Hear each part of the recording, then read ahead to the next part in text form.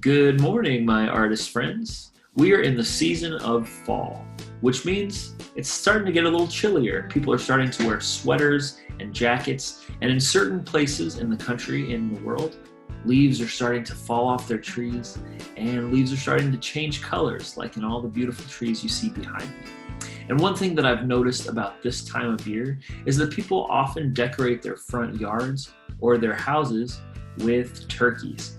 And so today, I'm going to show you how to make a turkey drawing using your hand. But first, I want to tell you some information about the wild turkey. The wild turkey is a very special bird that's native to North America. It's special because it's really big, much bigger than a chicken or a goose. And it's also special because it has iridescent feathers. Iridescent is a word that means something changes colors when you see it in different light. For this drawing activity, you're going to need a pencil, something to outline with like a Sharpie or a magic marker, and something to color with like crayons, colored pencils, or markers. The first step for your turkey drawing is going to be to put your hand flat on the piece of paper and go around the outside of your hand tracing it with a pencil. Now we want to do a pencil first just because if we make any mistakes, you can go back and erase it. We're going to outline this with a marker in just a little bit, but we're starting this just with pencil. Go around each finger, and then when you get to the bottom, you can draw a line connecting that shape that you've made. Now hands are just about the perfect shape for making turkeys because do you see how my thumb is a little bit farther apart from the rest of my four fingers?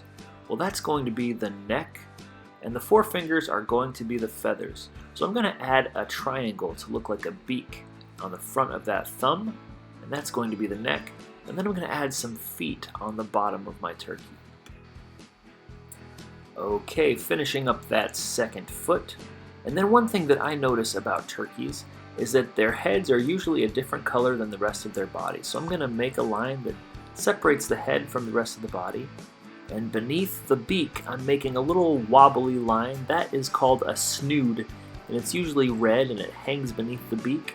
I made an eyeball there, and here is the turkey's wing. And now I am ready to outline the whole thing with my Sharpie.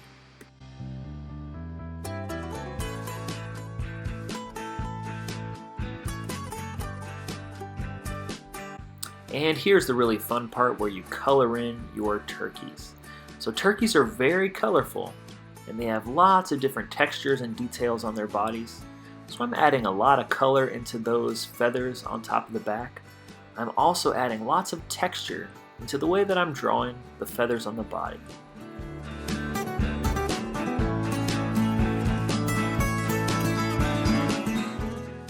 And of course, just like I always remind you, your coloring and your drawing doesn't have to look exactly like mine. Maybe you want to make a rainbow turkey. Maybe you want to make your turkey pink and purple. All of those things are okay. The most important thing is that you have a really good time making whatever it is that you make. Once you've finished making your turkey drawing, you can share it with me by clicking that Add Response button. I can't wait to see your turkeys, and I hope you have a great time making them.